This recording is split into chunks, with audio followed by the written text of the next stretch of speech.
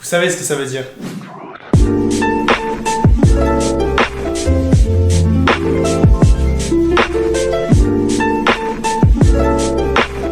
Comme tu l'as à mon avis deviné avec l'éclairage, j'ai envie de me faire peur ce soir.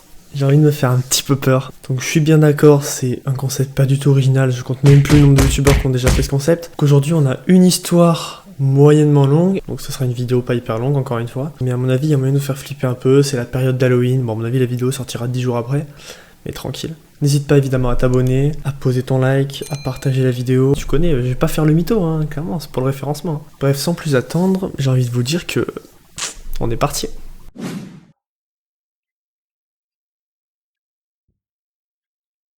Alors la première histoire, c'est l'histoire de Stan. Stan nous raconte une histoire qui s'est passée l'année dernière, en juillet 2017. Alors il a 24 ans, il vivait dans un appartement au premier étage avec sa petite amie. Vraiment tout allait bien, c'était idyllique, les voisins étaient cool, il entretenait vraiment une putain de bonne relation avec eux. Il avait pas de problème d'argent, avec sa petite copine c'était parfait. Mais il dit que ce qui lui est arrivé, ça le hante encore aujourd'hui. C'est pour vous dire à quel point c'est horrible. Il nous dit que sa petite amie travaille dans un hôpital et que lui, il est ouvrier dans une usine. Donc en fait, lui, il part travailler le jour et ça lui arrive que sa copine travaille la nuit. Du coup, si sa copine travaille de nuit et lui de jour 3 fois d'affilée, c'est possible qu'ils se voient pas pendant 2 ou 3 jours d'affilée, même s'ils vivent dans le même appartement. Il précise aussi qu'il avait un chien, sauf que ce chien est décédé 2 semaines avant ce qui est arrivé. Donc bon, c'est pas de chance. Il nous explique que ce jour-là, il faisait sa routine, tout simplement. Il se réveillait, il allait travailler, il allait au sport, il se détendait, et ensuite il allait dormir. Et il nous dit qu'il n'avait pas vu sa petite copine depuis la veille. Donc en fait, ça faisait plus de 24 heures qu'il l'avait pas vue. Il rentre chez lui vers 18h30, il allume sa télé et il commence à faire à manger. Tout ce qu'il y a de plus banal. Donc à 21h, il se sent hyper fatigué d'un coup, beaucoup plus que d'habitude. Du coup, il décide d'aller se coucher.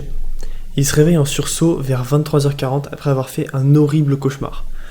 Il est pris d'une sensation de malaise et il sait pas trop ce qui se passe, il arrive pas à se rendormir. Un quart d'heure après, vers minuit, il entend des bruits près de sa porte, donc il se dit que c'est sûrement sa petite copine qui doit rentrer. Sauf que, problème, après 15 secondes de réflexion, il se rend compte que les bruits qu'il entendait n'étaient pas du tout les mêmes que faisaient les clés de sa petite copine. Et il se rend compte à ce moment-là que sa petite copine est partie ce matin pour Los Angeles voir de la famille. Donc à ce moment-là, il commence à avoir des sueurs froides, il stresse vraiment profondément, il était seul chez lui alors qu'il y avait quelqu'un qui était en train d'essayer de crocheter la porte d'entrée. Donc par réflexe d'un coup, il part fermer la porte de sa chambre à clé, il prend son téléphone et pour se rassurer, il envoie un message à sa petite copine en se disant peut-être que son vol a été annulé et qu'elle est rentrée et que c'est vraiment elle. Salut bébé, est-ce que ton voyage s'est bien passé? En espérant une réponse, mon vol est annulé. Sauf que non, sa copine lui répond que le voyage s'est très bien passé et qu'elle l'appelle dès qu'elle est au calme. Donc à ce moment-là, ça confirme ses soupçons, il était sûr qu'un inconnu essayait de rentrer chez lui. Donc d'un coup, pris par l'adrénaline, il décide de prendre son téléphone et d'appeler son meilleur ami Evan sur toutes les applis qu'il pouvait. Appel normal, Skype, Messenger, WhatsApp, Discord, tout. Alors qu'il essaie de le joindre à tout prix, l'inconnu réussit à rentrer et il sent que il touche à tout. En gros, il sent que c'est le bordel dans son salon, que c'est le bordel de partout et que l'inconnu est en train de tout retourner. Donc il pense directement à un cambriolage. Et à ce moment-là, Evan répond au téléphone et Stan lui dit « Appelle la police et dis-leur de venir chez moi, que je suis en danger, pose pas de questions, juste fais-le. » Moi je suis ton pote Stan, j'entends ça, je me chie dessus et j'appelle, mais pas les flics, j'appelle le GIGN frère. À ce moment-là, quand il a chuchoté, il a eu très peur que le cambrioleur l'ait entendu et du coup il a pris sa lampe de chevet dans ses mains et il s'est mis debout devant la porte en attendant que l'intrus rentre. Il avait les mains tremblantes et il voulait qu'une seule chose, c'était que la police arrive. Il explique que l'intrus qui était chez lui avait déjà commencé à faire couler de l'eau de la douche et il entendait pratiquement plus que ça Stan. Donc il a pris une grande respiration, il a essayé de se calmer, de positiver, positiver dans cette situation c'est un peu compliqué mais il a essayé de se détendre et à ce moment-là il a entendu des bruits sourds, comme si de gros objets tombaient vraiment au sol. Et à ce moment-là, la poignée de sa porte se met à s'agiter de malade. Ça a duré 20 secondes, puis le poignet a arrêté de s'agiter. Ça a confirmé ses soupçons que le mec était vraiment là pour un cambriolage. Puis d'un coup, il s'est mis à taper dans la porte à grands coups de pied pour essayer de l'enfoncer. Donc sous la panique, Stan, il fait un truc qui a peut-être été bête. Il crie « Partez, je suis armé !» Il explique que ça le fait paniquer, parce qu'à ce moment-là, Stan n'est pas sûr que le cambrioleur l'ait entendu et sache qu'il est là. Au bout d'un moment, il finit par enfoncer la porte directement et par réflexe, Stan met un gros coup de lampe de chevet. Cette phrase n'a aucun sens. Met un gros coup de lampe de chevet dans la tête de l'intrus. Stan voit que l'intrus a fait tomber quelque chose. Il dit que c'était un homme grand avec de longs cheveux qui se trouvait à terre. À ce moment-là, l'intrus se relève aussitôt, a commencé à rigoler et a dit « Toi, je reviendrai pour toi. Mais vous fumez, monsieur.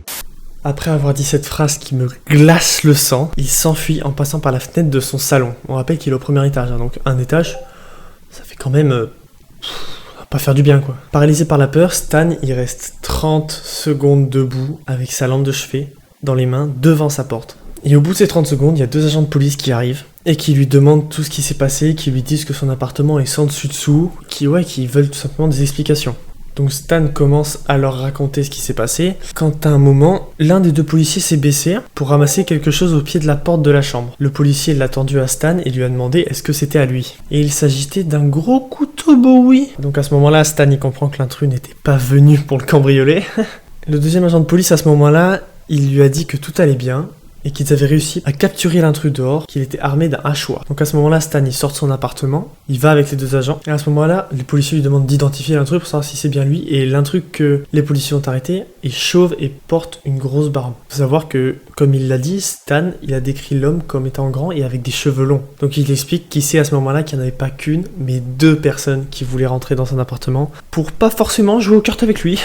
Après avoir passé la nuit au poste, Stan a demandé à Evan s'il pouvait l'héberger quelques jours chez lui, en attendant que sa copine rentre, et il nous explique qu'il a déménagé dès que sa petite copine est rentrée de vacances. Il explique aussi qu'en attendant que sa petite copine rentre, il avait changé toutes les serrures de son appart. Pour finir, il nous dit que depuis ce jour, il ne dort jamais seul, qu'il compose le numéro de la police sur son téléphone tous les soirs avant de se coucher, comme ça il a plus qu'à appeler. Il a fait installer des détecteurs de mouvement et des caméras à son nouveau domicile. Il vérifie tous les soirs que tout est fermé à double tour avant de s'endormir. Et enfin, il nous dit une dernière phrase, il nous dit que s'il n'avait pas eu le réflexe de prendre sa lampe de poche, il serait peut-être pas encore là pour écrire ce thread. Ça me fait me chier dessus.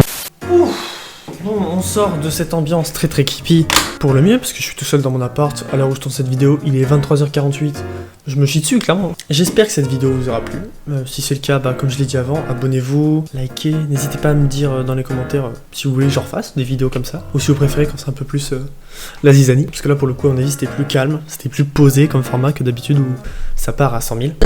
N'hésitez pas à partager la vidéo, tout simplement parce que la visibilité, c'est très compliqué d'en avoir sur YouTube en fait. Partagez la vidéo, ça m'aiderait vraiment beaucoup. Et sur ce, je vous dis à plus dans une prochaine vidéo. Peace.